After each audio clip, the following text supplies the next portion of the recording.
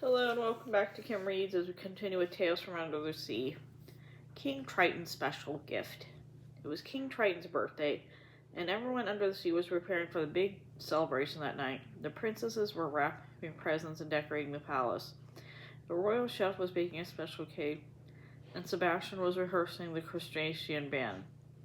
He had composed a new song in order of his majesty, but Minnow just couldn't keep up to the time with the others. The band was getting tired.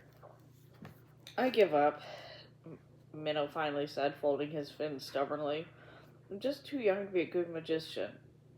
"So you think that if you're young you can't do things, do you, Minnow?" Sebastian was. "Where would all of us be today if King Triton had felt that way?" "What do you mean, Sebastian?" Minnow asked. "Don't you know?" Sebastian asked in surprise. He looked around. "Don't any of you know the story of King Triton and the Sea Witch?" Everyone in the band shook his head. "Well, it's time you heard," Sebastian said. "Many years ago, Ursula the Sea Witch ruled the kingdom. She lived on the palace and forced all the mermen and mermaids to be her slaves.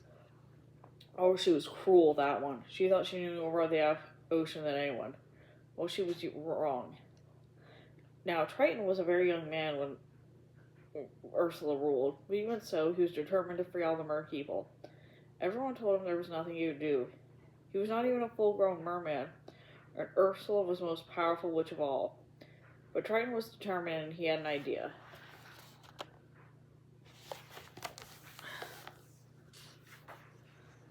Triton began to tell everyone that he found a pirate's treasure chest buried at the bottom of the sea.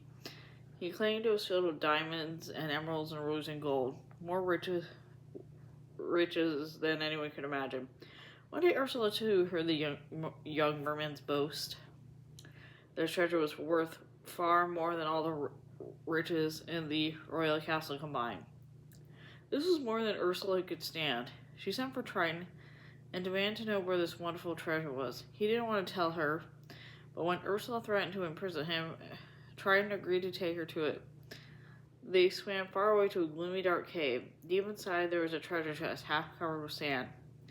"I'm going to stand back now," Triton said, and he moved toward the mouth of the cave. Bright light flashing from the jewels hurt my eyes. Ursula did not even pay attention to him. She quickly threw open the lid to the chest, but there was no treasure inside, only the evil undertow, which pulled her and the chest down, down, down to the deepest, blackest depths of the ocean. It would take her many, many years to swim her way back. Triton quickly returned to the kingdom. When the mermen and mermaids heard what he had done, they all declared him king, and that is how King Triton came to rule the seas. The fishes were silent for a moment. Then Minnow spoke. "If a young merman is smart enough to conquer the sea witch," she said, "I guess a young fish like me can keep time in an orchestra." The band began to practice with new energy. That night, when the crustacean band played their new piece, the king was so pleased he congratulated each member of the band personally. Minnow had never been so proud as when he bowed before the greatest merman in the kingdom.